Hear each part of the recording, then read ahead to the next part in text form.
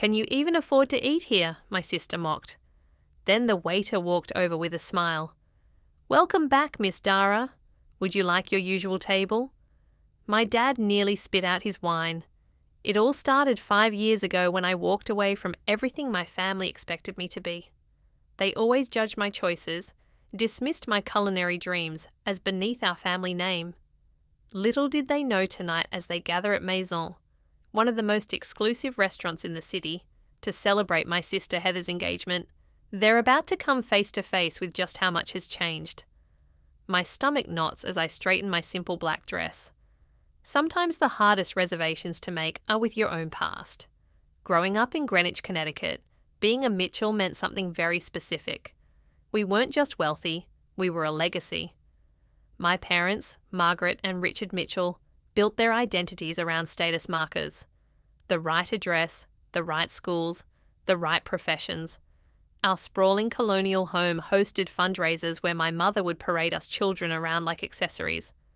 Her pride directly proportional to how well we fit into her vision of success. The Mitchell children are destined for greatness, she'd tell her friends at garden parties. My father nodding approvingly behind his whiskey tumbler. Heather's already set on Yale Law. And Ethan shows such promise in mathematics. He'll make an excellent investment banker. When guests inevitably turned to me, the middle child, my mother's smile would tighten. Dra has creative inclinations. She'll find her way. What she meant was that I was the family disappointment. While Heather excelled at debate club and Ethan won math competitions, I spent hours in our housekeeper Eleanor's domain, the kitchen. Eleanor, a warm-hearted woman from Greece, recognized something in me that my parents couldn't. Genuine passion. "You have the hands for this work," she'd say, as I helped her knead bread dough or precisely diced vegetables. "The way you taste, the way you smell, you understand food in your soul." By 13, I was creating my own recipes. By 16, I was hosting underground dinner parties for my friends when my parents travelled. The kitchen became my sanctuary, the place where I felt most authentically myself. Cooking, a servant's work, my father declared when I mentioned culinary school during my junior year of high school. Mitchell's hire chefs, they don't become them. To appease them, I applied to business schools, eventually attending Dartmouth, where my father and grandfather had gone. But even there, I found ways to nurture my true passion, taking food science electives and nutrition courses that I could justify as complementary to business administration. I started an underground supper club in my apartment, charging students for innovative 5-course meals to fund my secret weekend workshops with local chefs. My double life continued until graduate school. I was 6 months into an MBA program that made me profoundly unhappy when Chef Laurent Piros, a French culinary master with 3 Michelin stars, visited campus for a lecture series. After tasting my food at a university reception I had helped cater, he pulled me aside. "Who taught you to make a reduction like this?" he asked, his accent thick but his eyes serious. "I taught myself," I admitted, "from books, videos, experimenting." He handed me his card. "You are wasting your talent here. Come to my kitchen in New York. I will make you great." That night changed everything. 2 weeks later, I stood in my parents' immaculate living room, explaining why I was dropping out of my MBA program to attend culinary school. The silence that followed my announcement was deafening. "This is absolutely unacceptable," my father finally said, his voice dangerously quiet. "We've invested everything in your education. Everything except respect for what I actually want," I countered. My mother's face hardened. "If you pursue this hobby, you do it without our support, financial or otherwise." Heather, home from her year of law school, laughed coldly. "Always the rebel. Let's see how long you last cooking for minimum wage." Ethan, already working at a prestigious financial firm, simply looked embarrassed for me. I left that night with nothing but my personal savings and a small suitcase. The next 5 years were harder than anything I'd known, working 18-hour days, living in a tiny apartment with 3 roommates, taking out loans for culinary school. But under Chef Laurent's mentorship, I thrived. The kitchen's intensity, the discipline, the creativity. It fed something in me that business school never could. And then came the opportunity that would change everything. An investor who had tasted my food at one of Lauren's events approached me about a business proposal. 2 years ago, Maison opened its doors with me as executive chef and partial owner. 6 months after that, I bought out my partners to become sole proprietor. The irony wasn't lost on me that I'd ended up using my business education after all, just not in the way my parents had intended. Moulin quickly became the hardest reservation to get in the city. Last month, Food and Wine magazine featured us in their Future of American Cuisine issue. Through all of this, I maintained my distance from my family, occasional stilted phone calls with my mother, holiday cards, but nothing substantial. They knew I was doing something with food, but nothing about my actual success. I kept it that way intentionally. I wanted recognition for my accomplishments on my own terms, not as a way to finally earn their approval. So, when the embossed invitation to Heather's engagement dinner arrived at my apartment, I was surprised. Even more shocking was the location, my own restaurant. Of course, they couldn't know it was mine. They probably chose it because it was exclusive and impressive, perfect for showcasing their status. After days of deliberation, I decided to accept, not to seek validation, but perhaps to finally close a chapter. 5 years of distance had given me perspective. I was secure enough in my success now to face them without crumbling under their judgment. What I hadn't anticipated was how it would feel to watch them dine in my establishment, criticizing the very dishes I had poured my heart into creating. But that was exactly what awaited me as I pushed open the heavy glass doors of Maison that evening, ready to play the role of the struggling black sheep one last time. The familiar scent of Maison enveloped me as I stepped through the doors. Saffron, reduced wine, the subtle perfume of fresh herbs that I insisted on having delivered twice daily. Usually, this aroma scented me, reminded me of everything I'd built. Tonight, it only intensified my anxiety. I had chosen my outfit carefully. A simple black dress that was actually Diane von Fehrenberg, accessorized with a single strand of pearls that had belonged to my grandmother. Understated elegance that my status-conscious family would likely misread as trying too hard with limited means. My hair was pulled back into a sleek chignon, another detail they would probably interpret as me not being able to afford a proper styling. Marcus, my most senior server, spotted me immediately, his eyes widening slightly in question. I rarely came in through the front entrance as a guest. I gave him a subtle shake of my head and mouthed, "Not yet." He nodded discreetly and continued with his duties.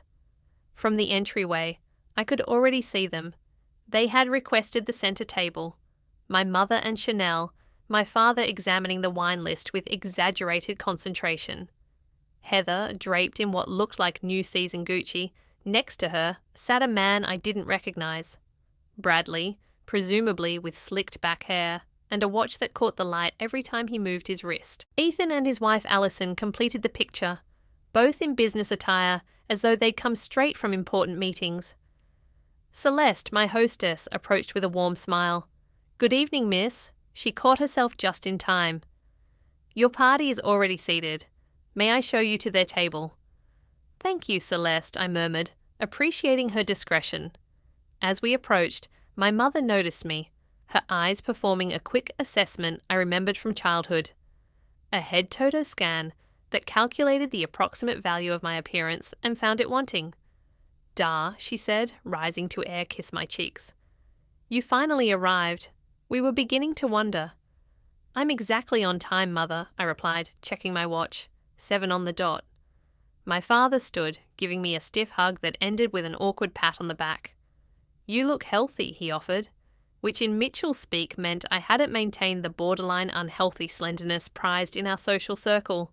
Heather barely bothered to stand, offering her cheek for me to kiss. "This is Bradley," she announced as her fiancé rose and extended his hand. His grip was too firm, a power move I recognized from countless business meetings. Princeton undergrad, Wharton MBA, he introduced himself. "Just made junior partner at Goldman." "No, nice to meet you." "Or I've heard about you. Just credentials and status. The Mitchell family love language." Ethan gave me a more genuine greeting, though his wife Alison's smile seemed strained. I later learned she'd been the one tasked with finding this impressively exclusive restaurant for tonight's dinner, and she was nervous about whether it would meet everyone's standards. "Well," my mother said as I took the last empty seat, "we've already ordered champagne. I hope that's acceptable." I noticed they'd chosen the most expensive option on our list. Showy, but not reckless. Typical. Around us, the restaurant hummed with the energy I'd worked so hard to cultivate. The lighting was dim enough for intimacy, but bright enough to appreciate the artful plating of each dish. The sound level perfectly balanced conversation and privacy. The tables were spaced just so, close enough to create energy far enough apart for discretion. Every detail had been my decision, from the linen weight to the custom-designed chairs that encouraged diners to linger without becoming uncomfortable. I watched the staff's subtle reactions as they realized I was sitting with guests. José our sommelier caught my eye as he approached with the champagne. The slightest raise of his eyebrow asked if I wanted him to acknowledge me. I gave an imperceptible shake of my head. "Excellent choice," he said to my father instead, presenting the bottle with practiced elegance before beginning to pour. "We're celebrating an engagement," my father announced unnecessarily, clearly hoping for special treatment. "Congratulations," José replied smoothly. "Maison is honoured to host such a special occasion." "I'm surprised you managed a reservation," I said innocently. "I've heard it's quite difficult." Bradley leaned forward. "I know people," he said with a wink. So smug I had to suppress an eye roll. Called in a favour with a client who's friendly with the management. I bit my tongue. The client was likely Craig Winters, one of our regular investors who occasionally requested tables for business associates. I made a mental note to speak with him about Bradley. "Well, aren't you resourceful?" I murmured, raising my champagne flute to Heather and Bradley. "A perfect match and a brilliant future," my father declared. We clinked glasses and I took a small sip, noting that the champagne was served at the precise temperature I had trained my staff to maintain. So my mother began, setting down her glass and fixing me with her attention. "Tell us what you've been up to these past few years. You've been so mysterious." The table's focus shifted to me. 5 pairs of eyes evaluating, ready to judge. "I've been working in food," I said simply. "Learning, growing." Still with that cooking phase, Heather sighed as though I'd admitted to a regrettable addiction.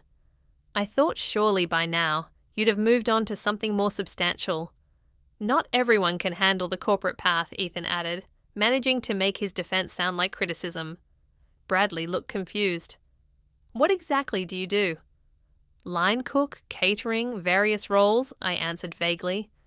"I've worn many hats." "Well, we're just glad you're managing to support yourself," my mother said, with a fake graciousness I knew so well. "Though we've always said our door is open if things get too challenging." I noticed Jessica, one of our most experienced servers, approaching with the amuse-bouche, a bite-sized sphere of compressed watermelon topped with fermented black garlic and a microgreen I had sourced from a specialized urban farm. "Compliments of the kitchen," she announced, carefully placing one before each diner.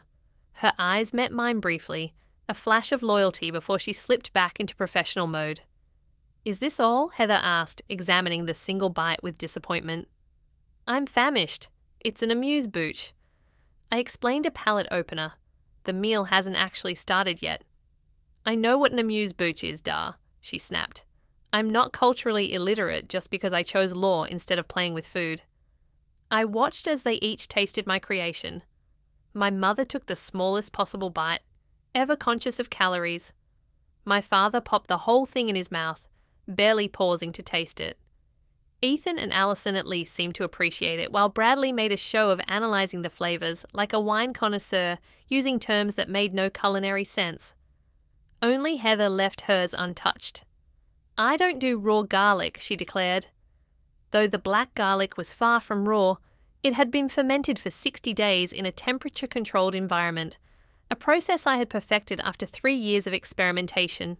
As our server cleared the plates, I caught the flash of disappointment in her eyes at Heather's untouched creation. In that moment, I felt protective, not of myself but of my staff, who took such pride in our work. I had built Meissen, not just as a restaurant, but as a family of sorts, one bound by shared passion rather than DNA. The evening was just beginning, but already I could feel the old dynamic settling in. I was the outsider, the one who had chosen the wrong path, whose choices needed justification. But unlike the DA of 5 years ago, I now sat at this table with a secret strength, one that would soon turn this entire dynamic on its head. "So tell us about the wedding plans," I said, deliberately shifting attention back to Heather as our next course arrived. A delicate composition of heirloom tomatoes, house-made ricotta, and basil oil that had taken me months to perfect. Heather brightened immediately. "We've booked St. Thomas Church, of course. Reception at the plaza for 100 guests, though Mother thinks we should cut it to 350. "The guest list is getting unwieldy," my mother interjected. "The Astor Williams aren't speaking to the Bennetts since that unfortunate yacht incident, so we can't see them in the same section." I suppressed a smile. The gravity with which they discuss these social calculations never ceased to amaze me. "400 seems excessive," I ventured, taking a bite of the tomato dish. Bradley leaned forward. "It's networking, not just celebration. Half those invitations are relationship investments." "Precisely," my father agreed. "Bradley understands the social capital aspect. A wedding of this caliber opens doors." "And what about you, Dar?" Heather asked, her tone suddenly sharp. "Any prospects on your horizon, or are you still too busy with your cooking?" I noticed she had barely touched her food, pushing the heirloom tomatoes around her plate with obvious disinterest. "I'm focused on my career right now," I answered simply. "Career?" Ethan repeated with a small laugh. "Is that what we're calling it?" My mother jumped in. "Dar, dear, surely by 29, you're thinking about settling down. There's that lovely son of Margaret Whitley. He's in hospital administration, I believe. Very stable. I'm not looking to be set up, Mother." "Well, your options will get more limited with each passing year," she persisted, "especially in your situation." Before I could respond, our server appeared to clear the course. I'd barely registered the taste of my own creation, too tense to properly enjoy it. "Is there a problem with the dish?" Jessica asked Heather, noting her nearly full plate. "Too acidic," Heather replied dismissively. "And the tomatoes could have been riper." I bit my tongue. Those tomatoes had been selected at their peak that very morning from a farm upstate that grew specifically for us. "I'm so sorry to hear that," Jessica said with practiced diplomacy. "I'll be sure to inform the kitchen." The next course arrived, seared scallops with a brown butter emulsion and pickled ramps, a spring special I was particularly proud of. As the plates were set down, I watched my family's reactions. "Now this looks promising," my father declared, cutting into a scallop with his fork. Broadly swirled his wine, a sincere I had personally selected to pair with this course. Decent wine list here. Not exceptional, but passable. Jose, overhearing this as he passed, shot me a quick glance. I gave him a subtle smile. Jose had been poached from a 3-star Michelin restaurant in Paris and had turned down offers from establishments around the world to work with me. "So dra," Alison began, clearly trying to include me. "Ethan mentioned you're working in food, but you never really specified what exactly you do." Before I could answer, Heather cut in. "She's probably hostessing somewhere, right, Dar?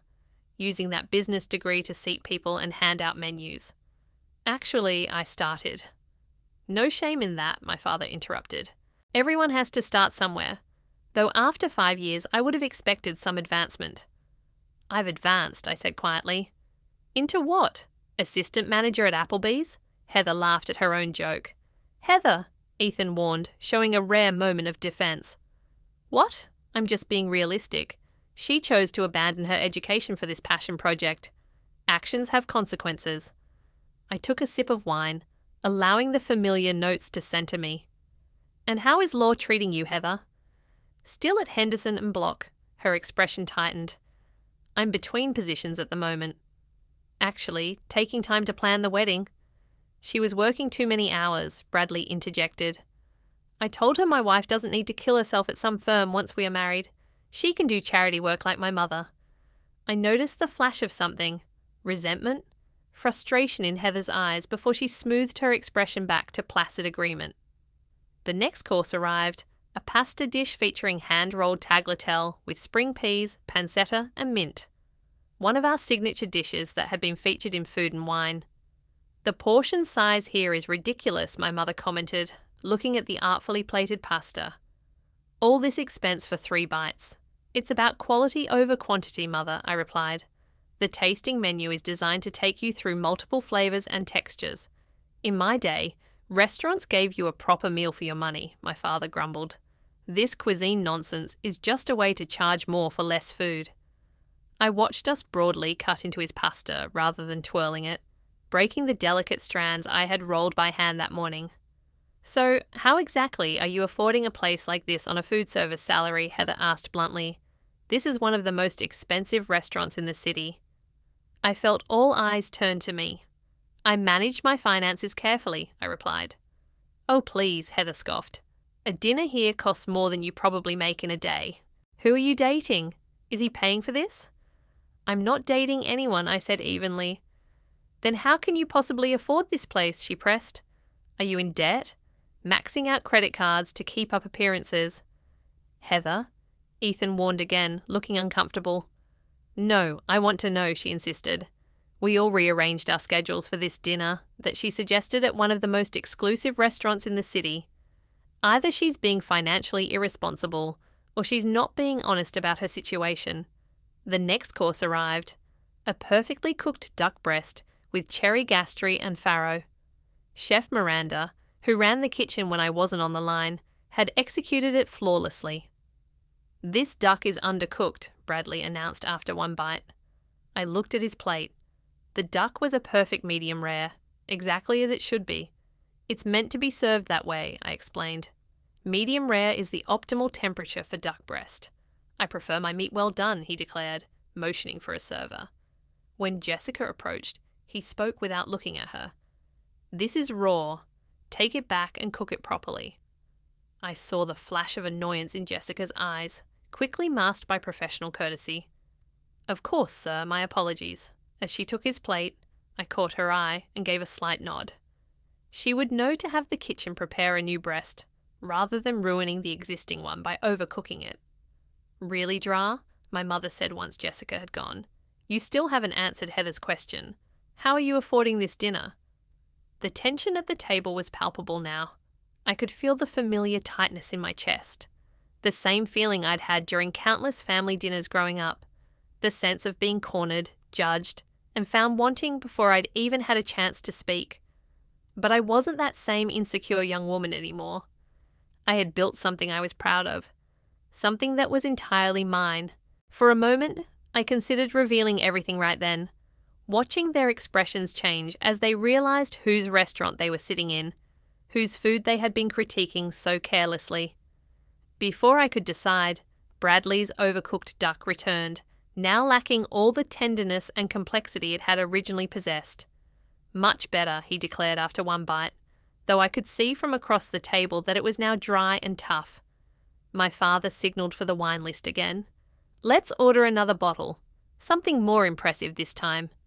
As Jose approached with the leather-bound list, my father made a show of examining it, finally pointing to one of our most expensive options, a Bordeaux priced at over $800.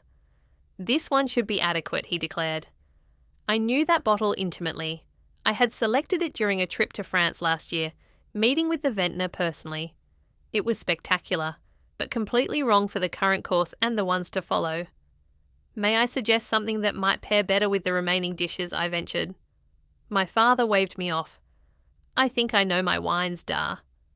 Jose caught my eye, silently asking for direction. I gave him a small nod. Let my father have his way. This wasn't the hill to die on. As the evening progressed through the final savoury course and into dessert, a deconstructed lemon tart that was one of my personal favourites, the jabs continued.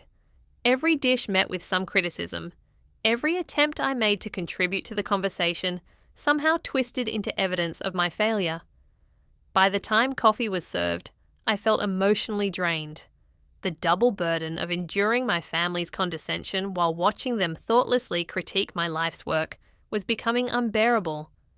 Then came the moment I'd been both dreading and anticipating, the check. Marcus approached with a black leather folder containing the bill, placing it discreetly in the center of the table. My father reached for it immediately of a reflex of patriarchal duty, but Bradley intercepted. "Please, Richard, allow me," he said, with a practiced smoothness of someone who has turned even generosity into a power move. "Consider it my treat to celebrate the occasion." My father made the expected token protest before acquiescing. I watched as Bradley opened the folder, his expression shifting from confident smile to barely concealed shock as he registered the total. "Is there a problem?" my father asked, noticing the change. No, Bradley recovered quickly, just confirming the calculation. I knew exactly what he was looking at. A dinner for 7 with premium wine pairings, special off-men requests, and that 800 lol Bordeaux would run well over $3,000. Not outrageous for a restaurant of Maison's caliber, but certainly a statement. He reached for his wallet, extracting a black credit card, with deliberate slowness, making sure everyone noticed the exclusive tier. Heather, perhaps sensing his discomfort, chose that moment to circle back to her earlier interrogation. "So, Dar," she said, her voice dripping with false sweetness. "You never did say how you're managing to contribute to this extravagant dinner. We wouldn't want you stretching yourself financially on our account." All eyes turned to me again. I could feel the familiar dynamic asserting itself. Heather, the successful one. Me, the struggling disappointment. "I can cover my portion," I said simply. "Can you, though?" she pressed, leaning forward. "Because we all know what food service pays. Can you even afford this place?" The table fell silent. The question hung in the air, so deliberately insulting that even my parents looked uncomfortable. "Heather," my mother murmured, "perhaps this isn't." "No, I want to know," Heather insisted, eyes locked on mine. "We've spent the entire evening pretending that everything's fine, that Dar's choice to throw away her education hasn't left her struggling. I think we deserve some honesty." I felt a hot flush rising from my chest to my face. 5 years of distance of building my own life and success, and nothing had changed. I was still the family disappointment, still being asked to justify my existence.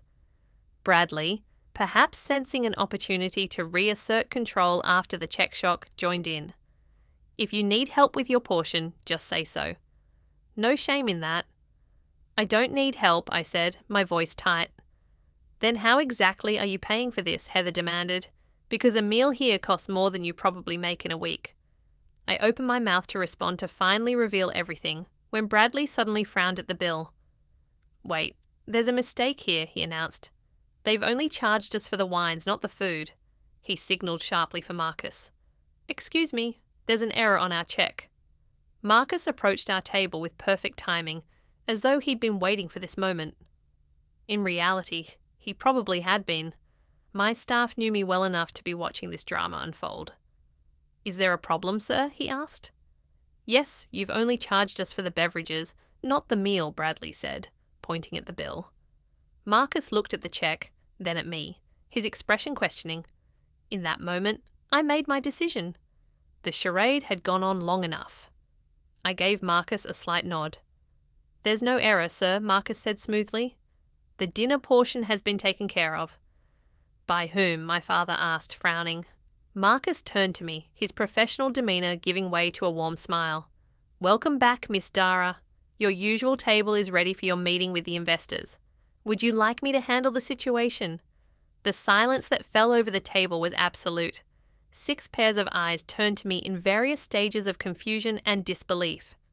"Thank you, Marcus," I said, my voice steady despite the adrenaline coursing through me. "Yes, please close out Mr. Harrington's beverage tab. The rest is on the house as usual." "Very good, Miss Dar," he replied, taking the folder from Bradley's now slack grip. "Chef Miranda mentioned she'd like your opinion on the new spring menu items when you have a moment." "I'll stop by the kitchen before my meeting," I assured him. As Marcus departed, I finally looked directly at my family. Their expressions ranged from confusion to shock to the dawning of understanding. What is happening?" my mother finally managed. I took a deep breath. The moment I had both dreaded and secretly anticipated for 5 years had arrived. "Welcome to Moan," I said simply. "My restaurant." The silence stretched for what felt like an eternity. My father was the first to recover, his expression shifting from confusion to calculation. "Your restaurant," he repeated carefully. "You work here?" "No, father," I clarified, feeling a strange calm settle over me. "I own Mazzone. I'm the executive chef and sole proprietor." "That's impossible," Heather blurted. "This is one of the most exclusive restaurants in the city. It's been featured in major magazines." "Yes," I agreed. "Food and Wine last month. Bon Appetit before that. The New York Times gave us 4 stars in their review last year." Bradley was staring at me as though I'd suddenly started speaking in tongues. But you said you worked in food. You were vague about everything." "Because I wanted to see how you would treat me if you thought I was struggling," I explained. "And you've all made that abundantly clear tonight." My mother's hand fluttered to her pearls, her go-to gesture when socially destabilized. "Darling, why wouldn't you tell us about this achievement?" The way she emphasized achievement spoke volumes. Success made my choices retroactively acceptable, in a way passion alone never could. "Would you like the full story?" I asked, looking around the table. Without waiting for an answer, I continued. "After I left 5 years ago, I moved to the city with what little savings I had. I rented a tiny room in an apartment with 3 roommates in Queens. For a year, I worked 3 jobs. Prep cook at a bistro from 5 a.m. to noon, line cook at a midtown restaurant from 1 p.m. to 10 p.m., and weekend shifts at a bakery." I took a sip of water, noting their uncomfortable expressions. "I slept 4 hours a night. I had blisters and burns up and down my arms. I studied technique obsessively in my rare free moments. Chef Lauren, who had initially encouraged me to pursue culinary arts, took me under his wing. I became his sous chef within 18 months. Ethan was watching me with what appeared to be genuine interest. Alison looked impressed. My parents seemed frozen in a state of reassessment. 2.5 years ago, I was working a private event at Lawrence Restaurant. A guest, James Warren of Warren Capital, tried my special course and asked to meet the chef. He was surprised to find someone so young had created what he called the most innovative dish he'd tasted in years. I gestured around us. James became my investor. We found the space, which was a failed nightclub at the time. I developed the concept, designed the menu, hired the staff, oversaw every detail from the lighting fixtures to the custom plates. But the cost, my father said, his mind still seemingly stuck on the finances. A restaurant of this caliber in this location, it must have required millions. $3,400,000 for the initial investment, I confirmed. James brought in 2 other investors. We opened to immediate acclaim, partly due to Lawrence endorsement and industry connections. 6 months in, we were profitable. 3 months after that, I used the restaurant's success to secure a loan and buy out my investors. I've been sole owner for over a year now. That's why you suggested we meet here." Heather realized her voice small. "You knew all along." "Actually, no," I corrected her. "Alison chose this restaurant. Isn't that right, Alison?" All eyes turned to Ethan's wife, who blushed deeply. "I had no idea, Doctor." The concierge at Ethan's firm recommended it as the most impressive new restaurant in the city. "I swear I didn't know it was yours." "Of course you didn't," I assured her. "No one in the family knew. That was deliberate on my part." "But why keep it secret?" my mother pressed. "We're your family. We would have been proud." I couldn't help the sharp laugh that escaped me. "Would you? The same family who called cooking servants work, who cut me off completely when I chose culinary school, who just minutes ago were making snide comments about my life choices." My father cleared his throat. "Now, Dra, that's unfair. We were concerned about your stability, your future. If we'd known you had this kind of business acumen," "That's exactly my point," I interrupted. "You couldn't respect my passion alone. It only has value to you now that it comes with success and status." At that moment, Chef Miranda approached our table in her crisp whites. Miranda Torres, chef de cuisine, embroidered on the breast. She made an impressive figure. "Sorry to interrupt, Dar," she said, but the Matsuhisa party has arrived for their tasting, and Sava wants to confirm your interview for next week's feature. Also, your publisher called about the cookbook cover design. I nodded. Thank you, Miranda. Please tell them I'll be there shortly. As Miranda departed, I registered the growing amazement on my family's faces. Cookbook, Heather echoed. Coming out this fall with COP, I confirmed. 120 recipes with personal stories. Dra, my mother, began, her voice taking on the coaxing tone she used when trying to manage a social situation. This is all so impressive. Why didn't you tell us sooner? We could have helped supported you. The way you supported me when I needed it most? I asked quietly, by cutting me off completely. We thought it was a phase, my father protested. How are we to know you had this level of entrepreneurial spirit? You've clearly inherited my business sense. I felt a flash of anger at his attempt to claim credit for my success. I built this myself, I said firmly, without your connections, your money, or your support.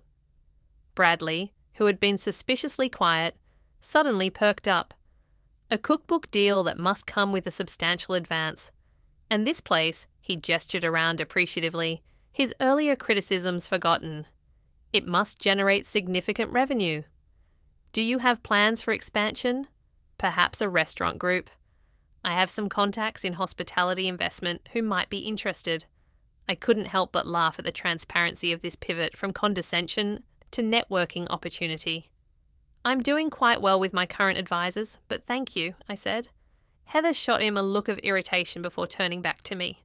So, all this time, while I thought you were struggling, you were actually succeeding building all this. Yes, I said simply. And tonight, she continued, her voice hardening, you let us sit here criticizing your food, your wine list, your portion sizes, all while knowing it was yours. I wanted to see how you would treat me if you thought I was still the family failure, I explained. And now I know that seems manipulative, she snapped, but I could see the embarrassment behind her anger. More manipulative than asking how I could afford to eat here, then suggesting I must be in debt or dating someone wealthy to afford a meal at this table, I countered. You weren't concerned about me, Heather. You were enjoying what you thought was your superiority. The restaurant had gradually emptied as we talked, the evening service winding down. Jose approached with a bottle. Your special reserve cognac, Miss Dara, he said, for your investors' meeting, and Chef Miranda says the kitchen is ready whenever you are. Thank you, Jose, I replied. Please let Miranda know I'll be there in 10 minutes. As he left, I turned back to my stunned family. I have a business to run, I said, rising from my seat. Thank you for coming this evening. Dra, wait, my mother said quickly. Don't leave like this. We should celebrate your success. Perhaps we could all have brunch this weekend, catch up properly. I looked at her, seeing for the first time not the intimidating figure of my childhood, but simply a woman trying to salvage her pride and position. I'll think about it, I said, but right now I have investors waiting and a kitchen to oversee. As I turned to leave, Ethan stood up. Da, he said, his voice quieter than the others. For what it's worth, this is incredible what you've built here. It's remarkable. I'm sorry for not supporting you sooner. Of all the reactions, his felt the most genuine. I gave him a small nod of acknowledgement before walking away from the table where I had just changed the dynamics of my family forever. I had barely made it 10 steps when I heard the click of heels behind me. Turning, I found my mother hurrying to catch up, her perfectly composed facade beginning to crack. Dra, please, she said, lowering her voice. You can't just drop this revelation and walk away. We need to talk about this. I glanced toward the private dining room where my actual investors, a group discussing funding my next restaurant concept, were waiting. I have a meeting, Mother. Postpone it, she insisted. This is family. Family hasn't been a priority for you in 5 years, I replied, keeping my voice steady. My business commitments don't suddenly become optional because you finally decided my career is worthy of your attention. The rest of the family had followed her, creating an awkward cluster near the bar area. My father looked distinctly uncomfortable and used to not being in control of a situation. Heather's expression wavered between resentment and something that might have been respect. Perhaps we could continue this conversation tomorrow, my father suggested in his problem-solving business tone. Dinner at our place. We have much to discuss, Bradley added eagerly, including how we might help you expand. My firm specializes in, I don't need your help, I interrupted firmly. I didn't build this place to finally win your approval. I built it because this is what I love, what I'm good at. The fact that it's successful doesn't suddenly make my passion more valid than it was 5 years ago. No one is saying that, darling, my mother backpedaled. We're simply proud of what you've accomplished. Are you proud, Mother? Or are you relieved that my choices no longer embarrass you socially? Her flinch told me I'd hit close to home. That's unfair, my father interjected. We've always wanted what's best for you. No, I corrected him. You wanted what aligned with your vision for me. There's a difference. Miranda appeared at my side, her presence a welcome support. The Halfwood group is asking if you'll be joining them soon, she said quietly. 5 minutes, I promised her. As Miranda nodded and stepped away, I turned back to my family. I need to go, Doctora. Heather stepped forward, her voice lacking its usual sharp edge. I owe you an apology. The things I said tonight, they were unkind. They were honest, I replied. That's the silver lining of this evening. I got to see exactly how you all view me when you think I'm struggling. That's not fair, Ethan said, joining the conversation. People make judgments based on the information they have. We didn't know. You didn't know I was successful, I clarified. But you didn't know I was pursuing something I loved. That should have been enough for my family to show basic respect. A heavy silence fell over the group. You're right, my father finally said, surprising me. We should have supported your passion regardless of its outcome. Coming from him, this admission was significant. Richard Mitchell didn't acknowledge mistakes easily. Where do we go from here? My mother asked, genuine uncertainty in her voice. Another rarity. I took a deep breath, considering the question. Despite everything, these people were my family. The hurt they caused was real, but so was our shared history. Complete estrangement had never been my goal. Just enough distance to build my own life without their judgment clouding my decisions. I don't know yet, I answered honestly, but tonight has made one thing clear. If we're going to have any relationship moving forward, it needs to be on different terms. I'm not the family failure seeking redemption. I'm a successful chef and business owner who deserves the same respect you'd give any other professional. Of course, my father agreed quickly, and that means no more comments about my life choices, no more unsolicited career advice, and absolutely no attempts to network through my restaurant, I added with a pointed look at Bradley, who had the grace to look embarrassed. About Heather's wedding, my mother began tentatively. What about it? I asked. We'd still like you to be there, Heather said, her voice softening. As my sister, not as whatever we thought you were before tonight. I looked at her, trying to see past the years of competition and judgment. Despite everything, there had been good times too. Secrets shared as children, supporting each other through heartbreaks, inside jokes no one else understood. I'll be there, I promised. Then, after a moment's consideration, I added, and if you'd like, I could host a dinner for the wedding party here at Mazzone as my gift. Heather's eyes widened. You would do that after how we've treated you? You're still my sister, I said simply. But to be clear, this isn't me seeking your approval. It's me offering something I'm proud of on my own terms. I understand, she said quietly, and I would be honoured. A genuine smile, the first of the evening, passed between us. Now, I really do need to go, I said, gesturing toward the private dining room. Of course, my father nodded. Your business comes first. Not always, I corrected him, but tonight, yes. As they gathered their things to leave, I added, I'm free for brunch on Sunday. Not at your club, though.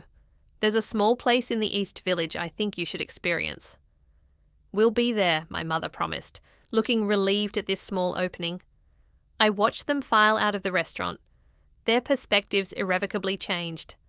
As the door closed behind them, I let out a long breath, feeling oddly lighter. Miranda approached again. Everything okay? Getting there, I replied. Family is complicated. Tell me about it, she laughed. My mother still introduces me as her daughter, who works at a restaurant, like I'm a teenage waitress at Denny's. I smiled, grateful for her understanding. Let's go talk spring menu. I have some new ideas I'm excited about.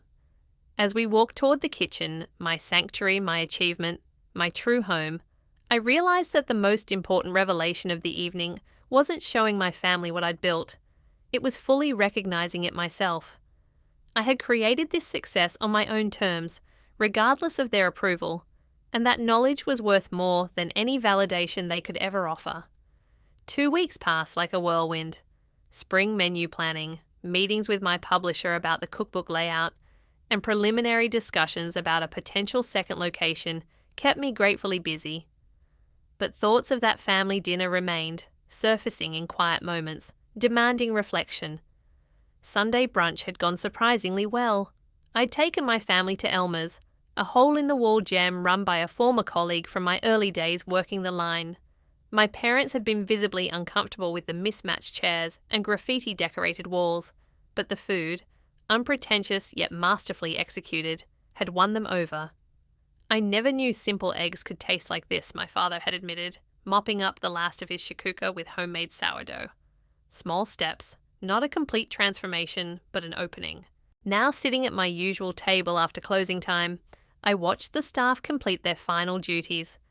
Jessica was counting the register while humming softly. Marcus and Jose were discussing wine pairings for tomorrow's private event. Miranda had left an hour ago after we'd finalized the spring menu revisions. My phone buzzed with a text from Heather. Wedding planning nightmare. Florists just doubled their quote. Any chance you're free for coffee tomorrow? Could use some straight talk from someone who won't just tell me what I want to hear. I smiled slightly at this unexpected request for my opinion. Another small step. I texted back, confirming a time and place. The relationship with my family was evolving into something I couldn't have predicted.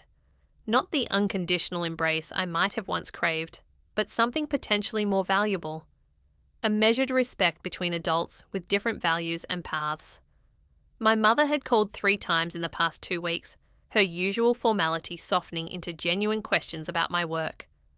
My father had sent an article about female chefs breaking barriers in the industry, a silent acknowledgement that he was trying to understand my world. Even Ethan had reached out asking if he could bring his children to see the kitchen sometime. I want them to know they have options. He'd said that success doesn't have to look the same for everyone. These were fragile beginnings, not the dramatic reconciliation of a Hollywood movie.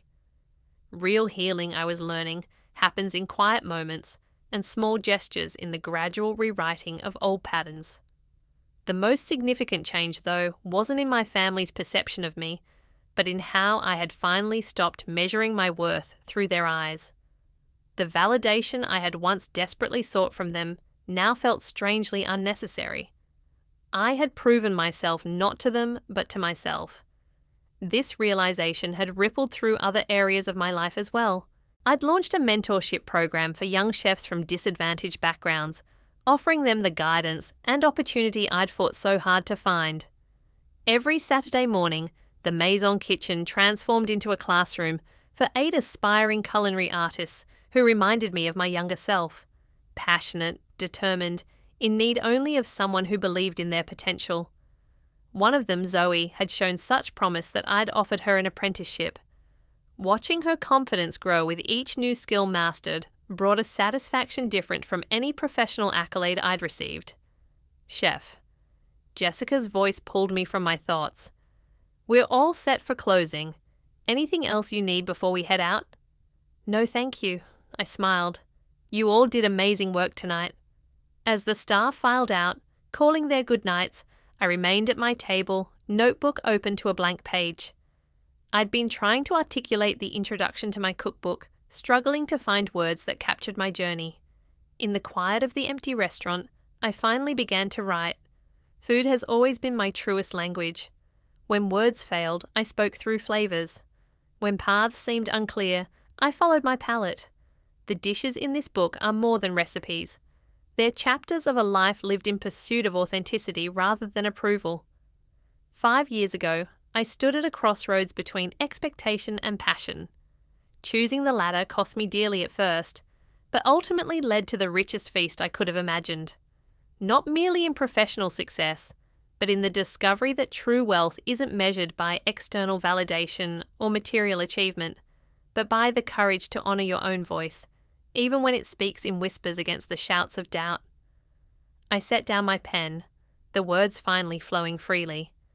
Tomorrow would bring new challenges, a difficult vendor negotiation, Heather's wedding planning drama, finalising the cookbook introduction. But tonight, in this moment of quiet reflection, I felt a profound sense of peace. The journey hadn't been easy. There had been nights of exhaustion so complete, I'd fallen asleep in kitchen corners during rare breaks, burns and cuts that left scars still visible on my hands.